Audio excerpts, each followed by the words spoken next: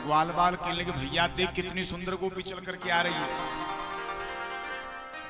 इतने में एक सका कह बोले भैया तुम यहाँ को ना जानो नहीं तो भैया ऐसो लगे दूसरे गांव की होगी क्योंकि बगल वाले गांव से आई होगी। एक कह बोले भैया तुम बिल्कुल ना जानो ये तो मैया यशोदा की बचपन की सहेली है। हाँ और जैसे यहाँ को पतो चलियो होएगो कि मैया के यहाँ लाला को जन्म भयो है तो बस लाला को बधाई दे के तई आ गई। हटो सब रस्तो दो या को। और इतने भगवान के भोले ग्वाल बाल सभी ने आज पूतना के लिए रास्ता दिया। पूतना झट महलों में पहुंच गई। अब जैसे महलों में पहुंची बड़ी जोर से जाकर के यशोदा के गले से लगे कहने लगे अरे ओ मेरी बहना। यशोदा ने मनी मन विचार कियो मैं मेरे बाप की इकलौती हूं, मेरी दूसरी बहन के बेवारी कहां से आ गई। अरे बहन हमने तुमको पहचाने होना है। पूतना कह बोले कि तू गजब कर रही है, हम तो इतनी दूर से चल करके तेरे पास बधाई देवे आए तो हमसे पूछ रही हम कौन। गजब ही कर दियो। यशोदा को लगे कोई ब्राह्मणी होएगी जो लाला को आशीर्वाद देवे आई है। अरे बहन मेरो कोई छोरा ना है, ये तो तुम जैसे ब्राह्मण के आशीर्वाद दे भयो खूब या को तुम आशीर्वाद दो। और देख बहन वैसे भी मेरे दर पे तो बहुत सैकड़ों मेहमान आए हुए हैं, मैं जाऊं उनको स्वागत कर लूं तब तक तू ऐसो कर लाला को पलनो झूला। अब मैया तो चली गई मेहमानों को आदर कर बे और पीछे से पूतना को मिल गयो मौका। पूतना झट कन्हैया के पलना के पास पहुंच गई। सुखदेव जी कहते हैं राजन जैसी पूतना कन्हैया के पलना के पास पहुंची नेक से कन्हैया ने अपनी आंखन को बंद कर लियो पूतना को देख करके।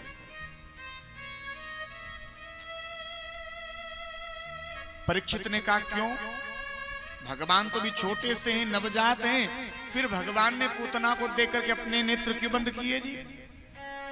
तो देखो ब्रज के जो संत हैं ना अपने अपने भाव प्रकट करें, लेकिन हमको तो सबसे बढ़िया भाव एक ही लगे बस। एक संत ने अपना भाव दियो, देखो भगवान ने अपने नेत्र याताएं बंद किए कि कन्हैया नेत्र बंद करके आज भोले बाबा को ध्यान कर रहे हैं, मन ही मन प्रार्थना करें बाबा देखो हम तो आए ब्रज में माखन मिश्री खावे के ताई और देखो ये पूतना मुंह से पहल पहल हमको जहर पिलावे आ गई। और बाबा तुम तो जानो हमको जहर पीवे को अभ्यास में कम ही है और तुमको तो बड़ो अच्छा अभ्यास है जहर पीवे को है। तो बाबा ऐसे करो ना तुम आओ और मेरे हृदय में बैठ जाओ, या जहर जहर को तुम पी लीजो दूध दूध को मैं पी लूंगा। इसीलिए भगवान ने शायद अपने नेत्र बंद किए। अब पूतना ने झट कन्हैया को अपनी गोदी में उठा लिया और जा स्तन पर कालकूट नामक जहर लगा के आई, वो स्तन लाला के मुंह में दे दियो। सोच रही है एक घूंट या के भीतर जाए को नेक में लाला हरि बोल, और हमको कौन पहचाने वो, हम तोड़ जाएंगे यहाँ से। लेकिन यहां कुछ और हुआ। भगवान को दूध पीते पीते 1 मिनट है गई, 5 मिनट है गई, 15 मिनट है गई जी। 15 मिनट से भगवान ये जहर को पी रहे। पूतना की महाराज बुद्धि चकरा गई, अरे बड़ो गजब कुछ हो रहा है। 15 मिनट से जहर को पी रो मरवे को नामे ना ले रो। अब तो भगवान पूतना के दूध को पीते पीते इसके प्राणों को पीने लगे। अब पूतना को तकलीफ होने लगी। पूतना ने अपना मूल रूप लिया और भगवान को लेकर के आकाश में उड़ गई। अब पूतना को तकलीफ होने लगी, पूतना चिल्लाने लगी, अरे लाला छोड़ रे मरी रे मरी रे मरी रे। 7 दिन के कन्हैया बोल गए, 7 दिन के, क्योंकि भगवान का जन्म कौन सी तिथि को हुआ, अष्टमी को। और पूतना भगवान को मारने आई है चतुर्दशी को।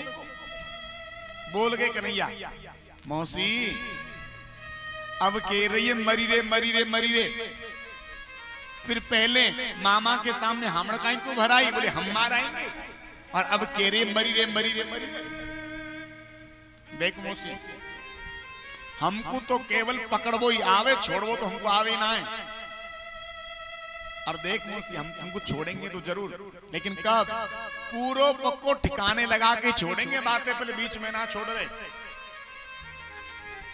और भगवान ने पूतना के प्राणों को इतनी जोर से पिया कि आज पूतना का भगवान ने गोविंदाय नमो नमः। अब ब्रज के संत कह में पूतना को जब शरीर या पृथ्वी पर गिरो आकाश से, 18 किलोमीटर लंबो चौड़ो पूतना को शरीर है गो महाराज। बड़े बड़े विशाल पेड़ भी पूतना के शरीर के प्रभाव से चटनी बन गए। अब जैसे पूतना के गिरवे की आवाज भई, ब्रज की गोपियां दौड़ दौड़ करके बाहर आई, भैया का बात को सो रहे, का बात को सो रहे। पूतना यहां गिरी पड़ी महाराज, और पूतना के वक्षस्थल पर छोटे से कन्हैया खेल रहे। सुनंदा रानी केवल गिरी बहना, हमको ऐसो लगे जैसे ही यशोदा को छोरा तो का होए। दौड़ करके गई, पूतना के पेट के ऊपर चढ़ी और कन्हैया को हाथ करके नीचे उतार के लिया। अब ब्रज की बूढ़ी बूढ़ी जो गोपियां है ना, ये यशोदा को डांटने लगी, अरे यशोदा तेरे बुढ़ापे में जाकर छोरा भयो, तुमसे या छोरा को भी ध्यान ना रखियो जावे हैं? अब यशोदा तो महाराज सीधी है बिल्कुल। यशोदा किसे कहते हैं? यशम ददाती इति यशोदा, जो खुद सब कुछ कर जाए, यश दूसरों को दे जाए, उसी का नाम है यशोदा। यशोदा ने कहा, बहनों हमको का पता राक्षसी होएगी, हमने तो यूं जानो जैसे कोई ब्राह्मणी है तो आशीर्वाद दे भी आइए लाला को, हम या हमने या गोदी में दे दियो, हमको का पता राक्षसी निकलेगी। गोपियां कहने की, देख तेरे या लाला को या राक्षसी ने स्पर्श कियो है तो या के शरीर की शुद्धि करनी पड़ेगी। अब यशोदा कहने की, बहन हमारे तो बुढ़ापे में छोरा भयो, हम जाने ना कैसे शुद्धि की जावे। बोले तू चिंता मत कर, हम सब कर देंगी। सारी गोपियां मेरे प्रभु को लेकर गौशाला में पहुंच गई जी। और गौशाला में जाकर के सबसे पहले क्या किया? गोमूत्रे स्नापित्वा, गौमूत्र से भगवान को स्नान करवाया।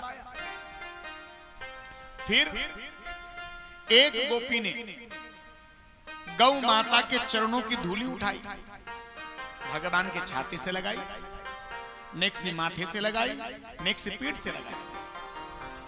एक गोपी ने लाला गोदी में ले लियो, दूसरी गोपी ने गैया की पूंछ ली और झाड़ू लगा रही है महाराज। यशोदा रोहिणी भ्याम्पा समबालस्य सर्वता रक्षामि दधिरे सम्या गोपुच्छ भ्रमणा दिवी। गाय की पूंछ से झाड़ा लगा रही है, भगवान को नाम लेकर के भगवान की नजर उतार रही है। मेरे प्रभु बड़े प्रसन्न हो रहे हैं, कितने भोले हैं ये लोग।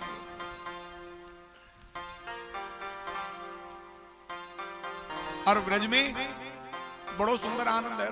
इधर ब्रजवासन को पता चलो, ब्रजवासन ने कहा कि आप पूतना के विशाल शरीर के छोटे छोटे टुकड़े किए, यमुना के किनारे लकड़ियों की चिता बनाई और लकड़ियों की चिता बना करके जैसे ही पूतना के शरीर में अग्नि लगाई, पूतना के शरीर से सुंदर सुगंध निकलने लगी जी। पूरा का पूरा ब्रजमंडल सुगंधित हो गया। परीक्षित ने कहा, गुरुदेव ऐसा क्यों? पूतना लोकबालग्नि राक्षसी रुधिराशना जिंगासयापि हरे स्तनम दत्त्वा पसद्रितम। गुरुदेव, न तो पूतना का नाम बढ़िया, नाम क्या है? पूतना। पूत का अर्थ होता है पवित्र। पवित्र नहीं है जो, उसी का नाम है पूतना। और ब्रजवासी सीधो सुरत लगावे पूतना को कौन? का अर्थ लगावे या को पूत ना, जाके कोई पूत ना है, बस वही को नाम है पूतना। तो ना तो पूतना को नाम बढ़िया। और पूतना कौन है? पूतना लोक बालग्नि, ये छोटे छोटे बच्चों को मार देती है, राक्षसी है। भोजन क्या करती है? रुधिरासन, रुद्र यानी रक्त का पान करती है। क्या लेने आई थी? स्तनम दत्त्वा पसद्रितम। भगवान को जहर लगा करके दूध में मारने के लिए आई थी, फिर भी इसके शरीर से सुंदर सुगंध निकली। सुखदेव जी कहते हैं, राजा अरे भैया, जो एक बार मेरे भगवान का नाम ले लेता है ना, एक बार नाम लेने मात्र से वह जीव भवसागर से पार हो जाता है। पर जरा विचार करो, जिसका नाम लेने से, जिस भगवान का नाम लेने से जीव भवसागर तर जाता है, और जिस स्वयं ने किसी का स्पर्श कर लिया हो, तो क्या उसके शरीर से फिर दुर्गंध आएगी? भगवान ने अपने वरद हस्त का स्पर्श पूतना को प्रदान किया, इसलिए उसके जो शरीर की दुर्गंध थी वो भी सुंदर सुगंधी में बदल गई। इधर बाबा कर दे करके लौट रहे थे, पूरा का पूरा ब्रजमंडल सुगंधित हो रहा है। बाबा ने पूछी, भैया कि हमारे जावे के बाद हवन कौन सी खुशी में कर रहे हो तुम लोग? सका के लगे, बाबा तू बड़ो भोरो है, अरे हवन और का चुना है रो, तो एक राक्षसी आई तेरे छोरा को मार दे। बई के शरीर में हमने अग्नि लगाई ना, बई के शरीर से बस सुंदर सुगंधी निकल रही है।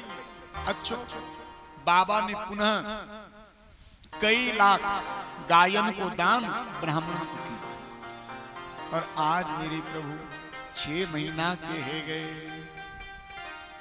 मेरे प्रभु ने बड़ी सुंदर एक लीला करी, करवट लीला। कदाचिदोद्यानिक कौतुकाल्पवी जन्मक्ष योगी समवेत योगिता वादित्र विद्युज मंत्र वाचकी स्वकारो सुनो रविसेचनम सती। करवट बदला मेरे प्रभु ने आज। मैया ने देख लियो, मैया की नजर जैसे लाला के ऊपर गई, मैया ने नाई को बुलाया।